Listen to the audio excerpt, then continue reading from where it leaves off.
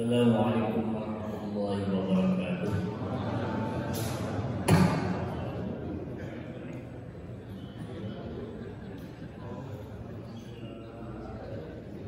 Alhamdulillahirabbil alamin. Wassalatu wassalamu ala asyrofil mursalin wa ala alihi wa sahbihi ajma'in. Allahumma rabbi shrah li sadri wa yassir li amri wa hlul 'uqdatam min lisani yafqahu qawli. Subhanaka la 'ilma lana illa ma 'allamtana innaka antal 'alimul hakim.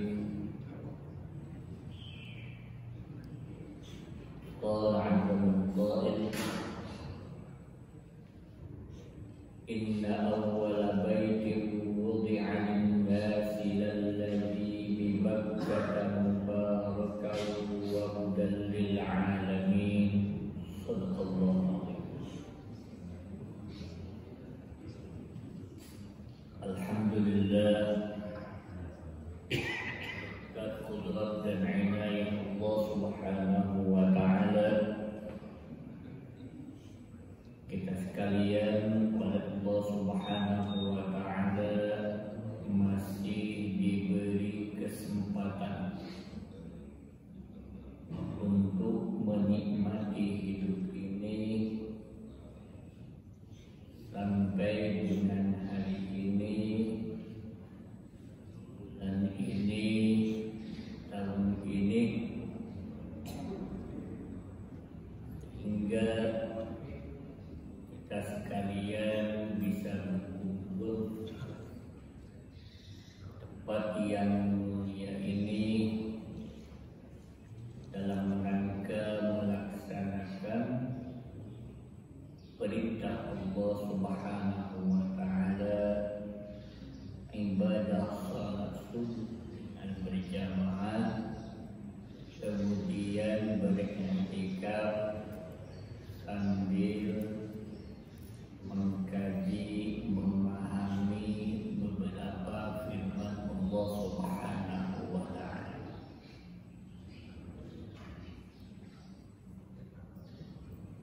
Pembahasan kita pada pagi hari ini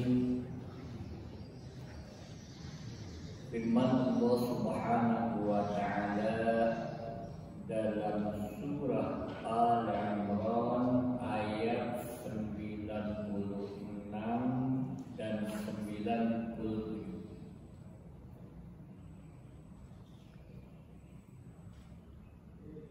Allah Subhanahu wa ta'ala berfirman,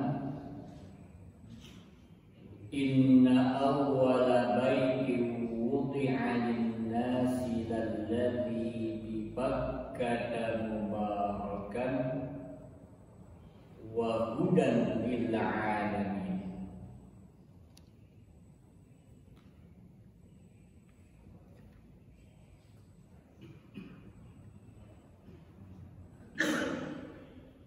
Fihi ayatun bayyinatun maqamu Ibrahim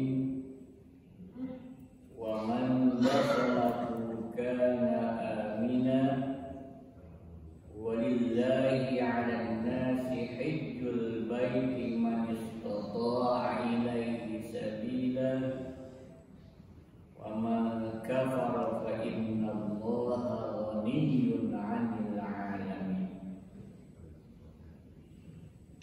Dua ayat berkaitan dengan Baitullah dan kewajiban melaksanakan ibadah.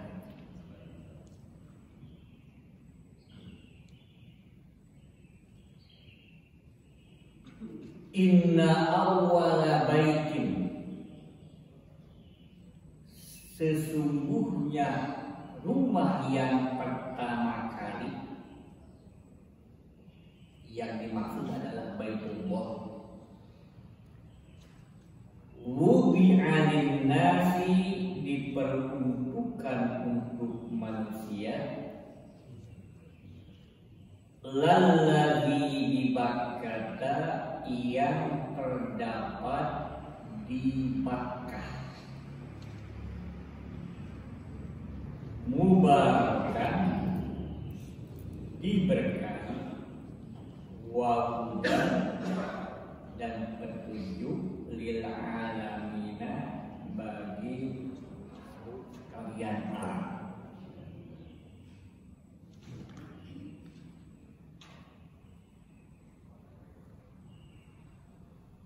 Ayat ini menjelaskan tentang Baitullah.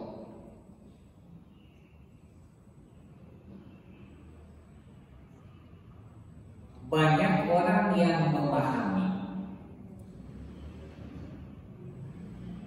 dan mengira bahwa Baitullah itu dibangun oleh Nabi Ibrahim. Padahal yang sebenarnya sebelum Nabi Ibrahim, Baitullah itu sudah ada.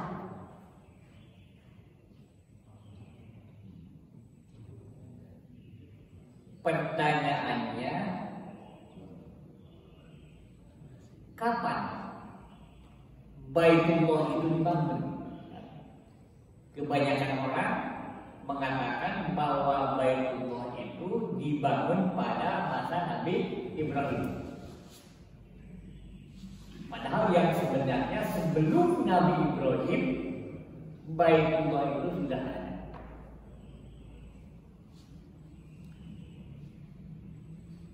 Allah Subhanahu wa Ta'ala memperkenalkan Baitullah kepada Nabi Ibrahim itu dalam 3 tahap.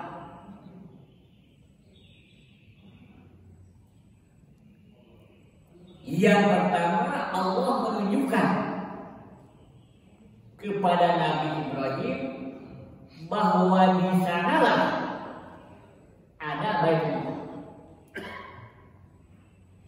Itu di dalam surat Ibrahim ayat 37.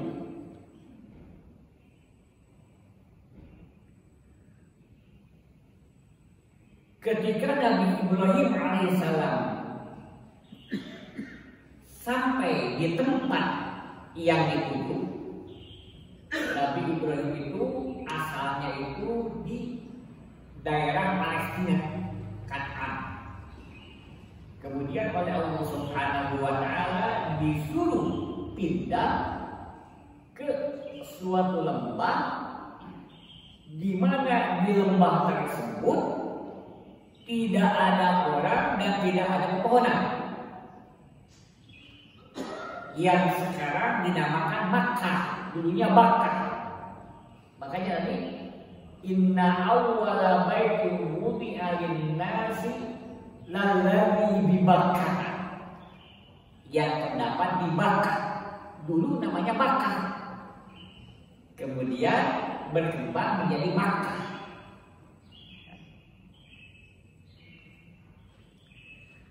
Sesampainya tempat tersebut, Nabi Ibrahim alaihissalam berdoa kepada Allah Subhanahu wa Ta'ala. Kata Nabi Ibrahim, Rabbana inni askantu min dzurriyyati. Ya Tuhan kami, aku menyimpan sebagian dari keturunan, yaitu Ismail, karena waktu itu Ismail masih dalam buaya, biwadin ghairi dzi zar'in, di suatu lembah yang tidak ada pepohonan, inda baitikal muharram, di samping rumahmu yang dimuliakan.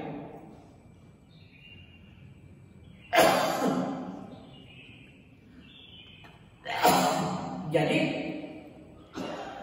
pada waktu Nabi Ibrahim datang ke tempat tersebut, bangunan Ka'bah belum ada, bangunan Baitullah belum ada. Tapi diberitahu kepada Nabi Ibrahim, simpan keluargamu di samping Baitullah. Dengan wahyu dari Allah Subhanahu wa taala, Nabi Ibrahim datang ke tempat itu, lalu menyimpan Nabi Ismail dan Siti Hajar di samping Baitullah. Tapi tidak tahu di sebelah mana. Karena Baitullah itu waktu itu masih banyak puing-puingnya. Itu tahap pertama. Allah Subhanahu wa taala memperkenalkan kepada Nabi Ibrahim tempat Baitullah.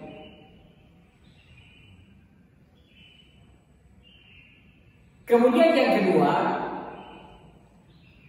Allah Subhanahu wa taala menyuruh kepada Nabi Ibrahim agar supaya membersihkan benda-benda yang menutupi Baitullah.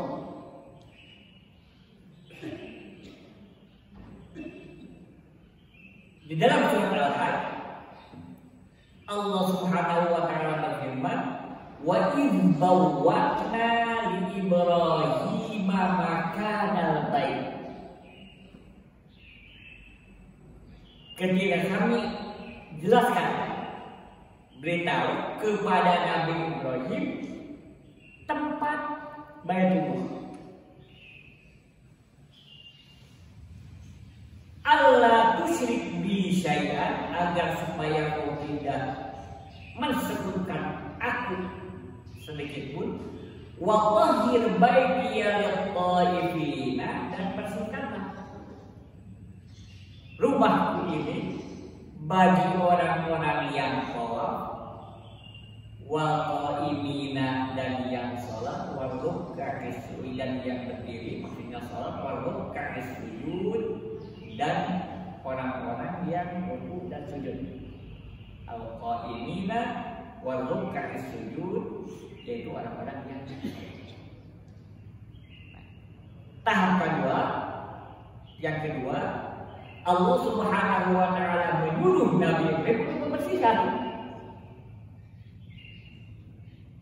Dibersihkan dari benda-benda yang menutupi Baitullah. Oh, ini Baitullah.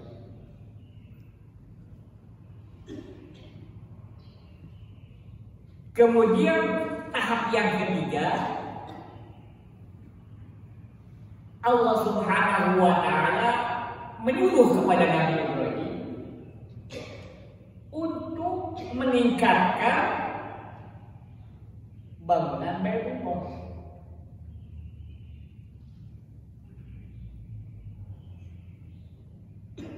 Sudah ketahuan letaknya, lalu disuruh untuk meningkatkan bangunannya. Itu di dalam surat Al-Baqarah ayat 127. Wa idh yarfa'u Ibrahimu al-qawa'ida minal baiti wa Ismail, dan ketika Nabi Ibrahim meningkatkan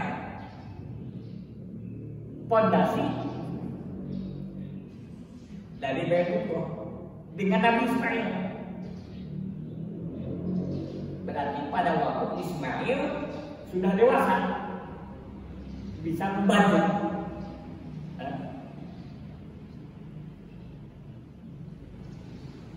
Nah, kebanyakan orang memahami dari itu bahwa yang membangun Baitullah itu Nabi Ibrahim.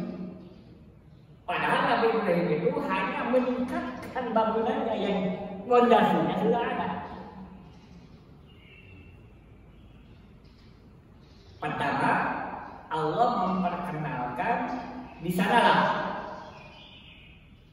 tempat Baitullah. Yang kedua, Allah memerintahkan kepada Nabi Ibrahim untuk membersihkan benda-benda yang menutupi Baitullah. Kemudian yang ketiga, Allah memerintahkan Nabi Ibrahim untuk meningkatkan bangunan Baitullah. Jadi 3 hal.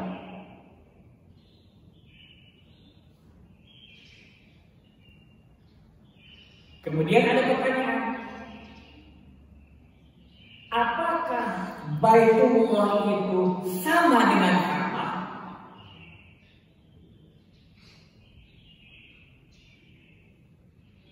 Beda. Baitullah dengan Ka'bah.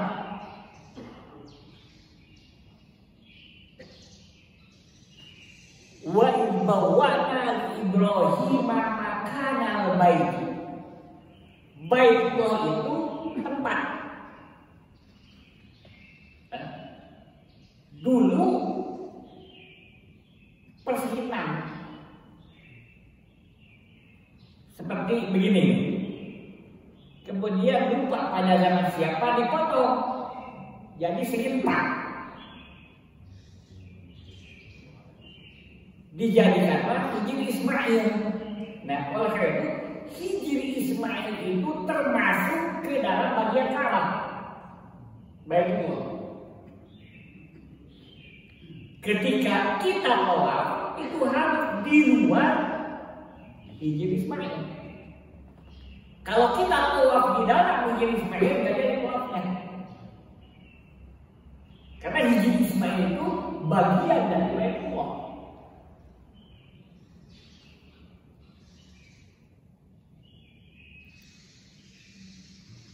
Baitullah itu tempat. Ka'bah itu simbol, lambang daripada Baitullah. Di dalam bahasa Arab ada istilah makan dan makin. Baitullah itu al-makan, tempat. Makanya wa in bawana Ibrahim makana bait, tempat Baitullah. Kalau Ka'bah makin itu al-alamah, lambang. Ka'bah itu lambang daripada Baitullah. Kalau begitu mana Baitullahnya? Tidak ada ini wa asal sapi. Jadi Baitullah itu bukan hanya Ka'bah saja, tapi sampai ke atas, sampai ke bawah. Makanya ketika orang sholat di pesawat tidak bisa menukik ke bawah, karena ke depan pun Baitullah. Atau orang ada di bawah tanah kalau sholat tidak usah ke atas, ke Ka'bah nggak usah, karena di bawah itu Baitullah tetap. Ila a'lal ilyi wa ila asfalis salam. Jadi beda antara Baitullah dan Ka'bah. Baitullah itu tempat, Ka'bah itu lambang daripada Baitullah. Makanya Ka'bah itu yang sekarang itu bangsa kali sering direnovasi kan, batunya diganti dan lain sebagainya.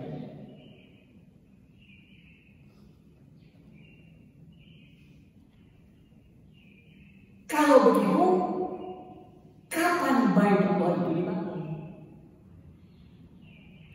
Kalau melihat ayat tadi, inna awwala baitin, sesungguhnya rumah pertama budi alim nasi diperuntukkan untuk manusia. Kapan dimulainya manusia? Dimulai dari Nabi Adam. Berarti Baitullah itu dibangun pada masa Nabi Adam. Karena diperuntukkan untuk manusia. Manusia itu bukan sejak Nabi Ibrahim, tapi sejak Nabi Adam alaihissalam. Yang membangunnya adalah para malaikat. Jadi yang membangun Baitullah itu adalah para malaikat. Kemudian oleh Nabi Ibrahim dibersihkan, kemudian ditingkatkan.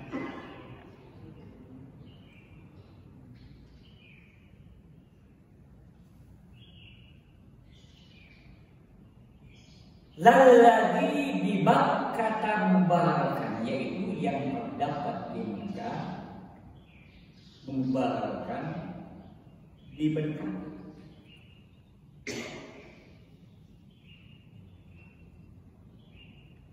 Banyak sekali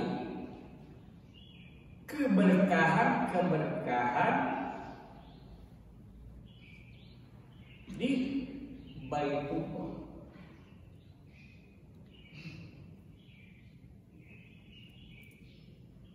Di antaranya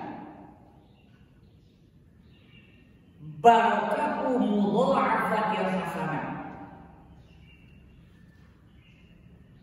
Di Baitullah itu, di antara keberkahan itu, kebaikan itu dilipat gandakan. Makanya sholat di Baitullah bimi'ati alfi hasanah, 100.000 kali dibanding dengan sholat di masjid-masjid yang lain.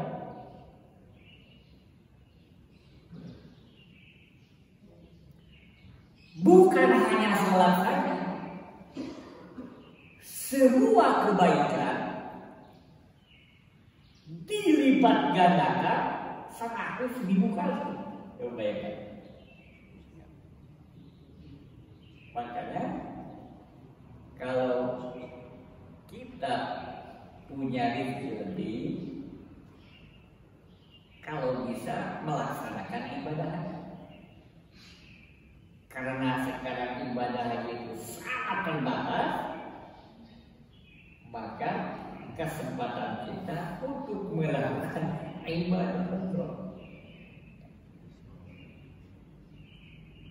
Karena pahala di Baitullah itu 100.000 kali. Kalau di Masjid Nabawi itu 1.000 kali. Kemudian di Masjidil Aqsa itu 500 kali. Memang itulah keberkahan di Baitullah. Kemudian yang kedua, barakatullah, berkah kerahaan. Orang yang datang ke Baitullah pasti dipenuhi oleh rasa ridho. Tidak ada hal-hal yang memaksa.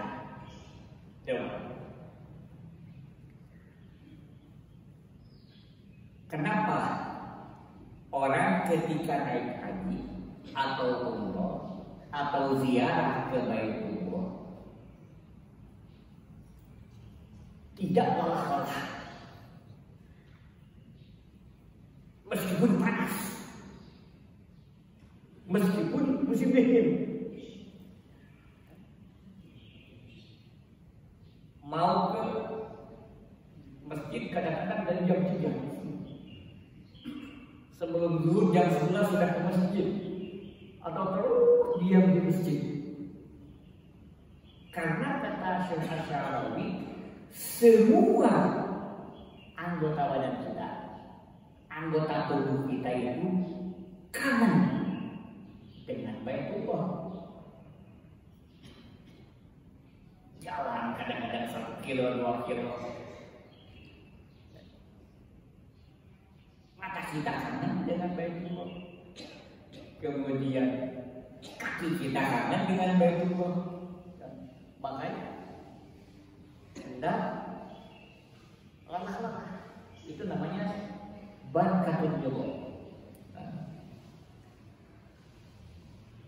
Kemudian ada berkah yang lain.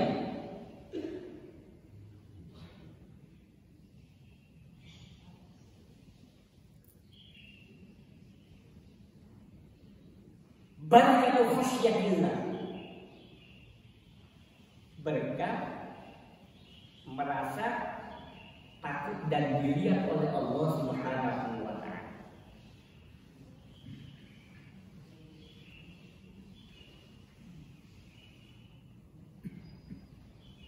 Orang yang mengunjungi Baitullah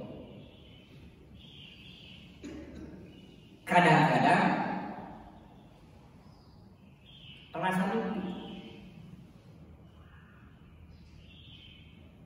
Apa benar ini Baitullah atau bukan? Dan Baitullah itu ada pada kamar. Beda dengan yang ada di gambar atau yang ada di layar.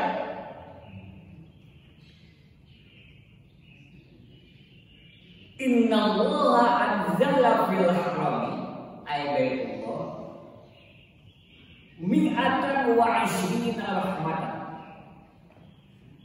Allah menurunkan di Baitullah itu 160 rahmat. Sittina rahmatan lil qaibin, 60 rahmat bagi orang yang tawaf, wa arba'ina rahmatan lil musallin, 40 rahmat bagi orang yang sholat, wa ishrina rahmatan lin nazirin, dan 20 rahmat bagi orang yang melihatnya. Melihat rahmat saja Baitullah itu mendapatkan 20 rahmat. Yang tawaf dapat 60 rahmat, yang sholat dapat 40 rahmat, dan yang melihat saja sambil i'tikaf itu mendapatkan 20 rahmat. Dan banyak berkah-berkah yang lainnya.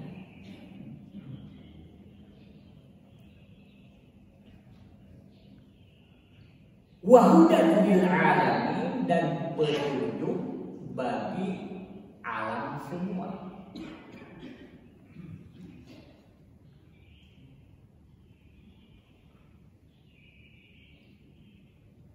Di Baitullah itu banyak sekali petunjuk-petunjuk dan kebesaran-kebesaran, tanda kebesaran Allah Subhanahu wa ta'ala bagi seluruh sekalian.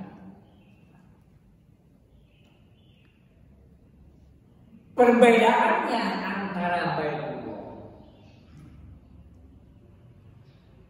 yang terdapat di Mekah dengan Baitullah yang terdapat di seluruh dunia, karena masjid itu termasuk Baitullah.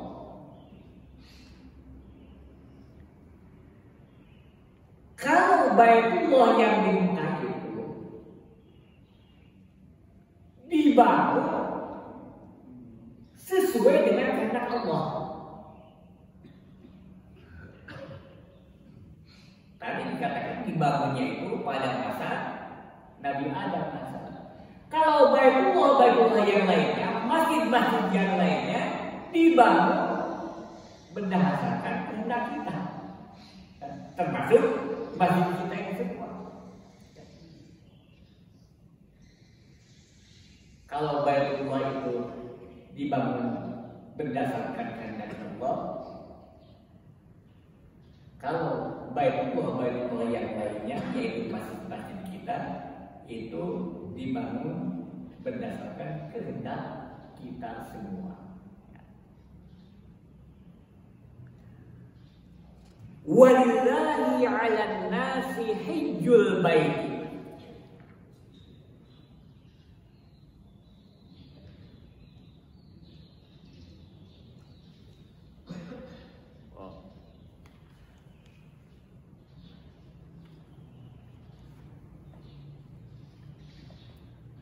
Inna awwala baitin wudi'a lin-nasi alladzi bi Makkah mubarakan wa hudan lil 'alamin. Fihi ayatun bayyinatun di Baitullah itu ada tanda-tanda Allah yang jelas. Maqam Ibrahim, yaitu maqam Ibrahim. Jadi ketika Nabi Ibrahim alaihissalam meningkatkan bangunan Ka'bah, sebenarnya dia bisa tanpa melalui antara.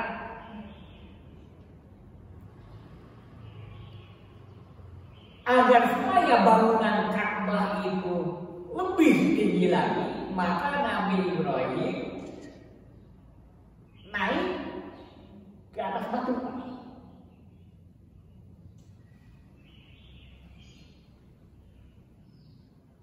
Di dalam cerita, ketika Nabi Ibrahim naik ke atas batu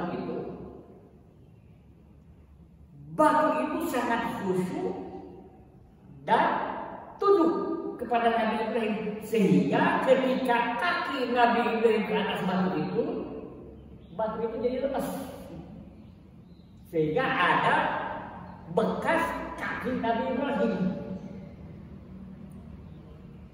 Nah, ini menunjukkan bahwa ketika Nabi Ibrahim itu mendapatkan perintah dari Allah, dia melaksanakannya itu dengan sangat anhubin wa iskin, kangen, yang sebenarnya cukup tidak memakai tangga saja, dengan tangga juga, yang penting ditingkatkan bangunannya, tapi dia ingin lebih. Makanya melalui batu. Nah, ini menunjukkan bahwa ketika kita melaksanakan perintah Allah harus berdasarkan kecintaan dan tadi itu wa'iskin, kekangenan.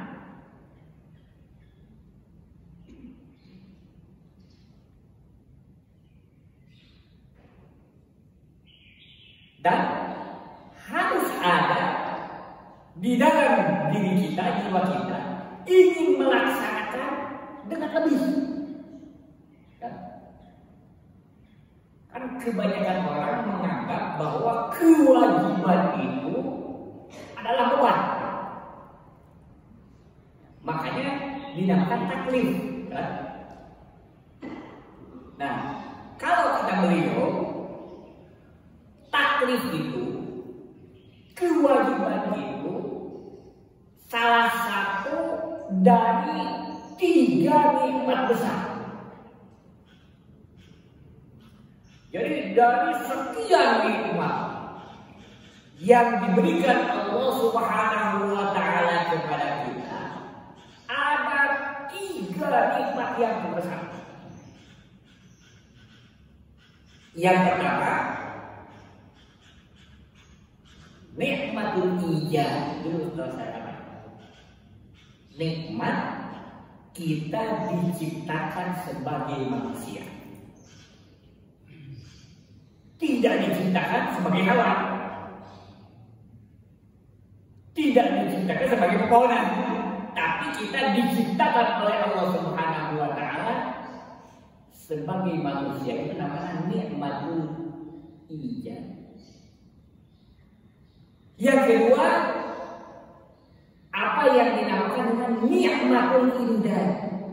Nikmat diberi bahan-bahan agar supaya kita bisa hidup.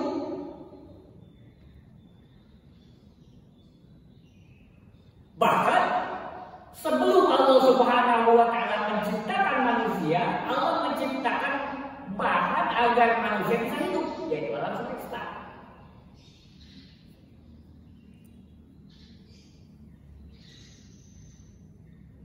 Yang dipinta dan yang tidak dipinta oleh kita diberikan oleh Allah.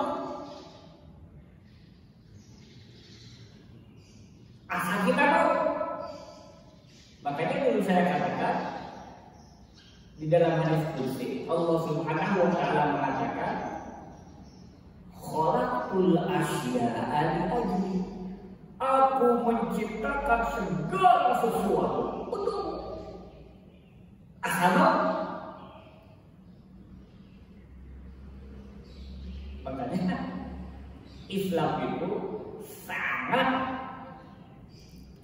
tidak senang sekali terhadap orang yang tidak berinteraksi dengan Allah.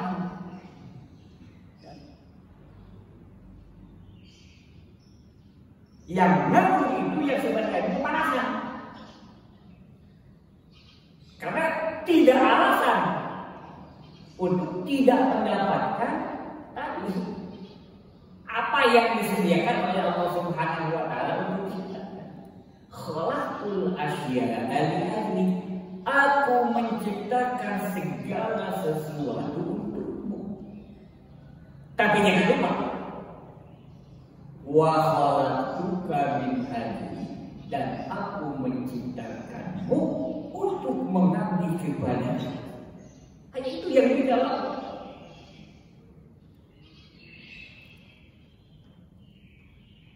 Allah menciptakan kita. Allah memberikan bahan agar supaya kita hidup.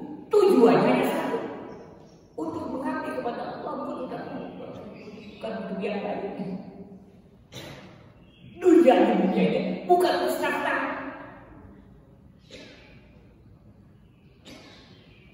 Ad-dunya mazra'atul akhirah.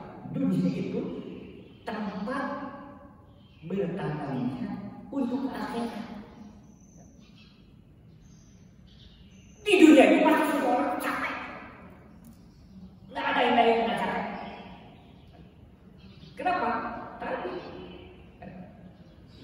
karena dunia itu adalah untuk berbekal-bekal nanti di akhirat. Senang-senang itu di akhirat kan bukan sekarang. Sekarang harus capek.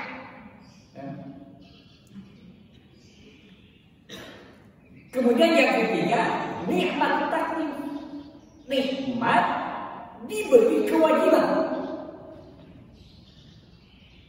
Kebanyakan di antara kita taklif itu kewajiban itu dianggap beban.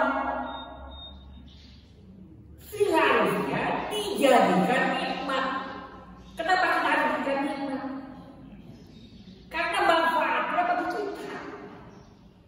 Nikmat itu kan sesuatu yang bermanfaat bagi kita kan. Sholat itu bukan beban tapi nikmat. Kenapa? Karena manfaatnya bagi kita. Bagi Allah, orang mau sholat dan tidak sholat nggak ada pengaruhnya. Bahkan mau iman, mau tidak iman nggak ada pengaruhnya. Pengaruhnya kepada kita. Ketika kita sholat, manfaatnya bagi kita. Kita puasa, manfaatnya bagi kita. Kita zakat, manfaatnya bagi kita. Kita naik haji, manfaatnya bagi kita. Kita berbuat baik, manfaatnya bagi kita. Makanya taklif itu harus kita jadikan sebagai nikmat. Satu, nikmatul ijad, nikmat diciptakan sebagai manusia. Dua, nikmatul imdad, nikmat kita diberi bahan-bahan agar supaya kita bisa hidup. Dan yang ketiga, nikmatul taklif, nikmat kita diberikan kewajiban oleh Allah Subhanahu wa taala. Salat subuh itu harus dijadikan kenikmatan, bukan dijadikan beban.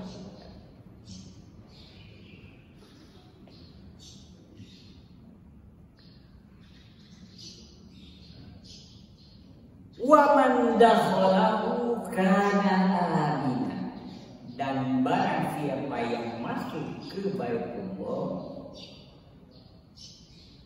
kana aminan, dia menjadi aman. Nah, kadang-kadang orang antara percaya dengan tidak percaya. Di dalam Al-Quran dikatakan wa man dakhalahu kana aminan, orang yang masuk ke Baitullah itu akan aman. Kenyataannya dari dulu sampai dengan sekarang kadang-kadang di Baitullah itu aman.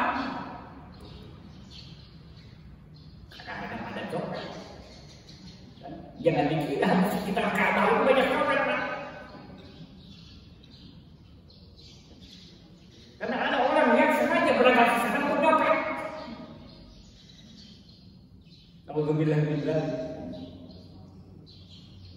Ada yang malu ya, ada yang tidak. Nah, di dalam Al-Quran ada kalimat pada bentuk kalimat berita, khobar, jumlah khobarnya, kalimat berita, tapi dimaksud khobar insya'iyah. Tapi yang dimaksud adalah kalimat perintah. Wa man dakhalahu kana amina. Kalau kita lihat dari bentuk kalimatnya, kalimat perintah. Tapi yang dimaksud adalah kalimat perintah. Artinya, barang siapa yang masuk ke Baitullah harus mengamankan. Termasuk kita di sini. Barang siapa yang masuk ke masjid harus mengamankan, membersihkan, menjaga, dan lain sebagainya. Karena kadang-kadang ada orang yang masuk ke sini kan mencuri. Banyak di masjid-masjid yang mencuri apa? Kotak amal. Kalau begitu kan tidak aman sebenarnya. Tadi wa man dakhalahu kana amina. Barang siapa yang masuk ke Baitullah, termasuk ke masjid-masjid, harus mengamankan. Ini kewajiban untuk mengurus masjid, Pak. Dasar mengurus masjid ini wa man dakhalahu kana amina. Barang siapa yang masuk ke Baitullah harus mengamankan. Barang siapa yang masuk ke masjid harus mengurus. Tidak usah diniati ibadah. Ngurus masjid itu tidak usah diniati ibadah, sudah ibadah. Karena melaksanakan perintah Allah.